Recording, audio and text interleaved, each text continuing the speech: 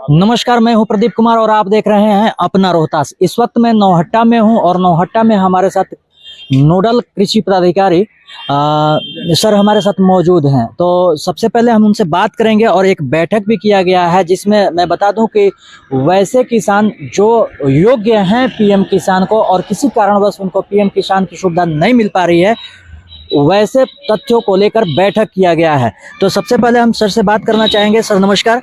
नमस्ते नमस्ते। सर क्या बैठक किया गया? आज जो बैठक किया गया, आज बैठक नहीं, आज कैंप था। हमारे जिला कृषि पदाधिकारी के द्वारा सूचना प्राप्त हुई और इसमें एक आदेश भी हमारे डायरेक्टर महोदय द्वारा दिया गया है कि वैसे जो भी किसान प्रखंड में जो लाभुक नहीं है या पंचायत में या गांव में, और हम लोगों को एक वीएनओ का भी पोस्ट दिया गया है विलेज नोडल अफसर के रूप में, जो चिन्हित करेंगे वैसे किसानों को जिनके नाम से जमीन होगी और वो अभी तक आवेदन नहीं किए हैं। तो सबसे साफ तौर पे कहा जाए कि पीएम किसान के योग्य हैं, लेकिन किसी कारणवश उनको नहीं मिलता। अगर किसी गांव में वो 50 किसान ऐसे हैं जिनके नाम से जमीन है और रजिस्टर 2 में उनका दर्ज है नाम और वो उस लायक है और अभी तक आवेदन नहीं किए हैं, तो वैसे सारे किसानों को हम लोग प्रचार प्रसार के माध्यम से और व्यक्तिगत तौर पर भी आज उसी के दरमियान में हम लोग कैंप किए हैं। और एक कैंप हमारा 25 कहाँ कैंप किया गया सर? कैंप 4 पंचायतों में किया गया है।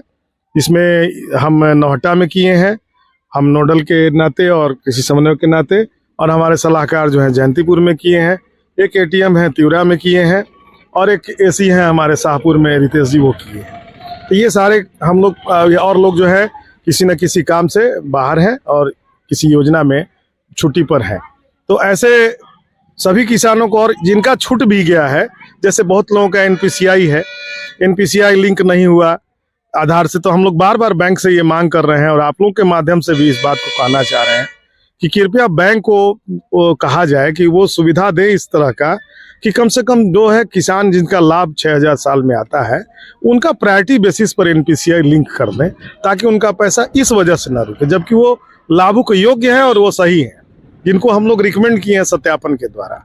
वैसे सत्यापन भी हम लोग कर रहे हैं और कुछ जो आयकर अयोग्य हैं उनका रिकवरी भी हम लोग करा रहे हैं, उनको नोटिस भी बजा। कितने अभी जैसे लोग हैं जो उनको नहीं मिलना चाहिए था और किसी मैंने गलत तरीके से उनको मिला है और विभाग उनसे रिटर्न भी पंचायत वाइज 8, 10, 12 ऐसे करके लोगों का नोटिस भी प्राप्त है जो अयोग्य घोषित हुए हैं। उन लोगों से रिकवरी भी, बहुत लोगों ने पैसा जमा भी किया है, बहुत लोगों ने। हाँ, और अगर वो आयकर अयोग्य पाए जाएंगे तो उनका सत्यापन के द्वारा हम लोग जो है उसको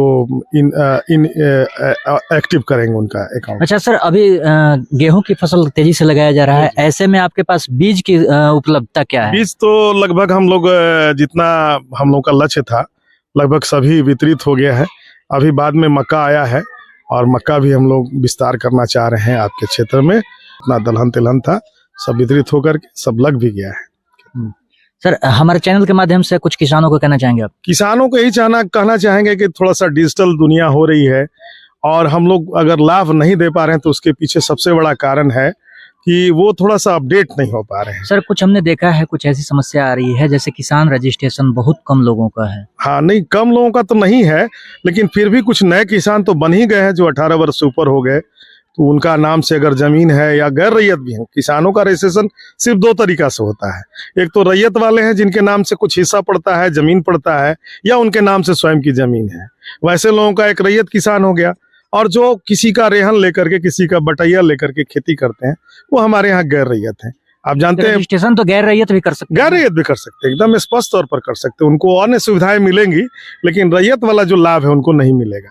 अच्छा, रजिस्ट्रेशन करने के लिए घर बैठे कर सकते हैं? हाँ, एकदम कर सकते हैं। अगर वो ऑनलाइन है तो हमारा जो चैनल है, जो वेबसाइट है, मोबाइल के माध्यम से, हाँ एकदम कर सकते हैं। केवल उसमें है कि थोड़ा सा वो पेपर जो अपलोड करना होता है, जैसे आधार उनका अपलोड करना होगा, शेयर अपलोड करना होगा, थोड़ा प्रिंटर की जरूरत उनको महसूस होगी, स्कैन करके, या फिर मोबाइल से भी, एंड्रॉइड मोबाइल से, कैमरे से भी तो कर सकते हैं। सर साइट क्या है उसका? साइट है www.कृषिविभाग.gov.in। एक तो यहाँ भी है, दूसरा है डीबीटी पोर्टल पर है, वहाँ भी होता है रजिस्ट्रेशन। और पीएम किसान के लिए अभी जस्ट बदलाव हुआ है, pmkisan.gov.in पर वो अपना डायरेक्ट आवेदन कर सकते हैं, जो सेंट्रल गवर्नमेंट। सर अगर मेरे चैनल के माध्यम से कोई लोग जानकारी देख के अगर आपसे संपर्क करे या खुद से भी ऑनलाइन, पंचायत में हमारे कर्मी हैं जिनका मोबाइल नंबर हमारे किसान भवन में दिया हुआ रहता है। और एक ग्रुप भी है हम लोगों के पास किसान का, जिसमें भी हम लोग रिफ्लेक्ट करते रहते हैं इन्फॉर्मेशन को। तो उस मोबाइल पर वो संपर्क करेंगे तो जितनी भी सहूलियतें हैं, इसके अलावा जो CSC सेंटर चलाते हैं वो हमारा ही विंग है, जिसको लाइसेंस हम लोग देते हैं कि किसान का कोई भी रजिस्ट्रेशन आपको करना है और उससे जेन्युइन अमाउंट भी लेना है। जेन्युइन होगा तो उस पर भी हम लोग कार्रवाई करेंगे।